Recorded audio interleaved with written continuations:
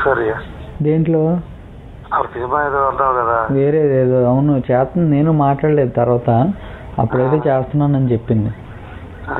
టచ్లో లేదా అంటే నేనే లేను ఇప్పుడు. ఎందుకు వచ్చింది మాలో కావాలి, ఏం కావాలి అట్లా లెక్క చేయకూడదు.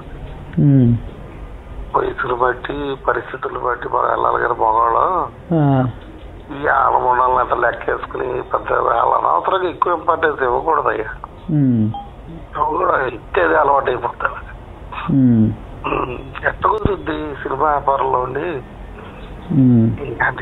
ఎన్టీ రామారావు అంటాడు ఎవరు ఇది చేసి ఎవరు అందరినీ చూసాం మేము. ఈరోజు బడి కట్టుకున్నాం అంటే ఎట్ట కుదురుద్ది.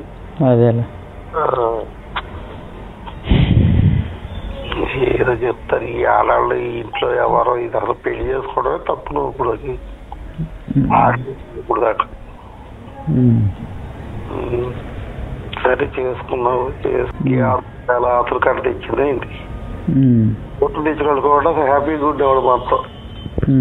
అలా ఎవడం తేలేదు, మాకు సుఖం లేదు, నీకు సుఖం లేదు, ఎవడు తప్ప చుట్టాలకుండా చుట్టాలని చెప్పుకోవటానికి లేదు, కనీసం ముందస్తు లేదు, మంచి చెడు లేదు. ఇలా మనకు చుట్టాలు ఇదమ్మా మరీ కొంచెం ఉండదు. మీ ఆవిడ ఇంటి వేసేప్పుడు ఏదో అయిపోయిందంటది, ఏదో చేసేసారంటది.